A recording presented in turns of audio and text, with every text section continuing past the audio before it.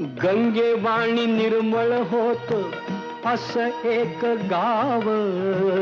असं एक गाव सुखी समाधानी होत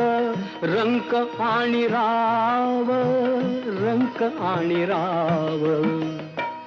त्याची गुण गौरवान कीर्ती वाढली कशी नशिबान थट्टा आज मांडली,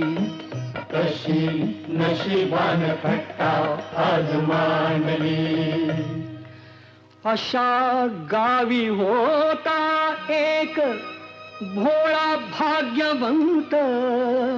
भोळा भाग्यवंत पुण्यवान म्हणती त्याला कुणी म्हणे संत, कुणी म्हणे संत त्याला